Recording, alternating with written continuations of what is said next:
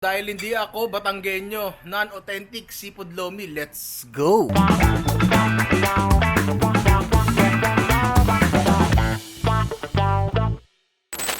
Bilang taong lumaki sa Maynila, what defines lomi to me is the noodles. Medyo mataba, ilaw, mapanghe, ang inang baw, no? Tsaka malapot na sabaw. Siguro, pwede tayong gumawa ng sarili nating version. Try natin.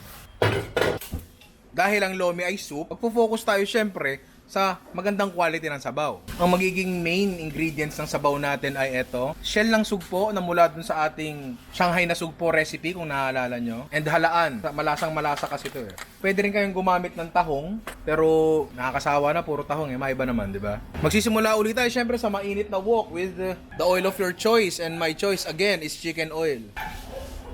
Dami nagtatanong, Ninong, bakit laging chicken oil ang ginagamit mo? Hindi ba mag-iiba ang lasa niya? Oo, mag-iiba. Mas magiging masarap, di ba? Ano bang? Konti lang munang mantika, madali naman magdagdag. Yung mga nagtatanong din, Ninong, paano gumawa ng chicken oil? Pakicheck po yung chicken inasal video natin. Meron po tayong recipe doon ng chicken oil. Pero in its essence, magtutunaw lang kayo ng taba ng manok. Yun lang. Ang shell ng ating sugpo. Kailangan lang natin gawin ngayon is igisa natin ng mabuti ang itong shell ng sugpo. Kasi ang gusto nating makuha dyan is yung parang lasa ng inihaw na hipon. Diba ang sarap nun? Inihaw na hipon, tapos nasa sabaw. Wow, sabaw! Oh, wow, wow! Depende sa quality ng shell nyo, maaring magsabaw yan, maaring maghindi. Either way, kailangan nating maubos lahat ng sabaw bago natin siya lagyan ng tubig. Parang tanga, no? Pag medyo naaamoy nyo na yung parang inihaw na hipon flavor, pwede na tayong maglagay ng sibuyas at bawang. Hindi naman kailangan magandang chop. Kasi pang sabaw lang naman siya, sasalain din naman natin. Lagay nyo lang doon, tapos hayaan nyo lang mag-isa ng saglit. Hindi naman kailangan masyado matagal. Medyo kayo na tubig. Ikaw na bahala sa dami ng tubig. Mas maraming tubig, mas malabnawan lasa. Kaya mo na yan, malaki ka na. Pag kumulo na yung shell nyo, simmer nyo lang siya for siguro 20 to 30 minutes. After mga 15 minutes siguro lang nakalipas, medyo mamadali tayo eh. Pwede nating ilagay ang ating halaan. At ililipat na natin to sa kabila kasi at lipat natin ang kaldero tapos lipat natin sa kabilang kalan kasi gagamitin pala natin to sa mga ibang bagay. Patang natin to dun sa kabila tapos prep na natin yung iba nating sahog. Habang ginagawa natin ang ating sabaw, yun na nga, simulan na natin ang mga sahog natin. Mainit na wok, mas mainit pa dun sa Arabong nag-PPM sa'yo. Ang galing! Ang galing! Mantika, hipon pa rin. Saglit lang yan, mga less than 5 minutes siguro. Tapos konting pati, sabi kasi ng iba dyan, di daw ako nagtitimpla. Sabi naman ng ibang alat ko magtimpla, ano ba? Gago! Kapag okay na siya at ganyan na itsura, okay na yan. Ang next nating sahog ay calamares. Of course, magpiprito tayo, syempre gamit na mantika. May paliwanag ko na yan. Ito ang ating puset na pinalinis ko na, pinatanggalan ko ng lahat ng laman loob, pati pinaputok ang ulo. Oh my God! Wow! Sorry, pinaputok ang mata. Lagyan natin ng patis. Oops, konti lang, baka may magalit. At paminta. Meron tayo dito binating itlog, lagay na rin natin. Babad nyo lang siya saglit habang pinaprepare nyo ang inyong breading.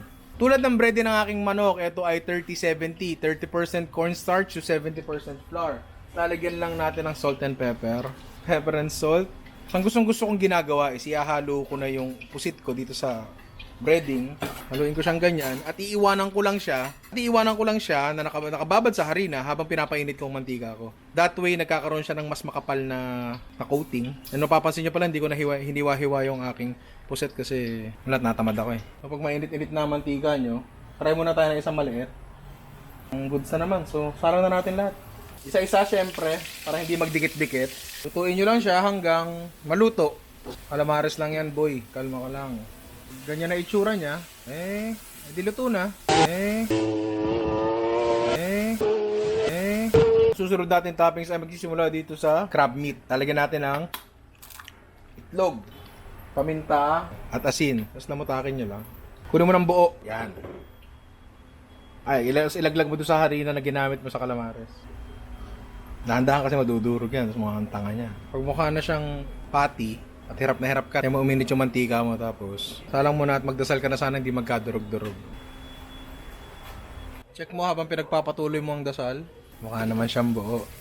Uy, thank you Lord. Okay na tayo dito. So pag medyo brown na siya, tulad niyan, goods na yan pare. So tapos na lahat ng ating sahog. Parang okay na rin ang ating sabaw. Ang ating sabaw,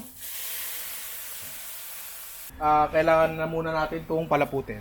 Cornstarch and water. May nakapagsabi sa akin, dapat daw cassava starch. Pasensya na ho. God bless. Essential.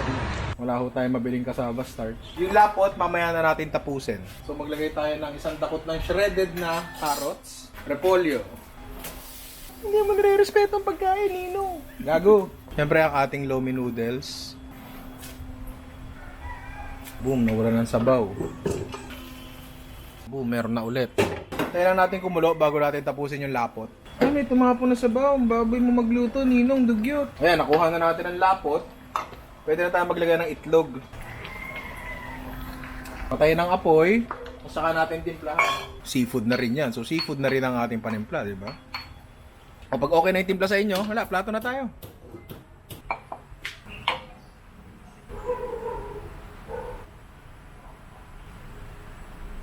Tangina, lumubog ulit. Aray! Di ba yun naman yung point na ng mga overloaded lomi, yung parang di mo na makita yung lomi sa ilalim. Parang okay naman, no? Okay na ba yan? Iyan, pag ako hindi pogi dyan, ha? Tanga talaga. Nahanap tayo ng ninang. Pwede na! Hindi, okay naman, nong. Overloaded seafood lomi. Meron tayong calamares, meron tayong hipon, at meron tayong malaking crab cake, crab patty, tortang talong sa gitna. Tapos ang sabaw natin, of course, gawa sa seafood. Yung matitikman yan eh. Diba? Sa akin nakafocus eh. Oh. Ako na lang tingnan nyo. Paano hindi sasarap to? Sabaw ng hipon, halaan, calamares, may hipon pa ulit, tapos may alimango, crab meat. Sorry, may nagalit isang beses, sabi ko yung alimango crab. Sabi ko yung crab meat, alimango. Wala naman daw alimango. Gago! Nakahimay! Okay, mangkok. Ano to?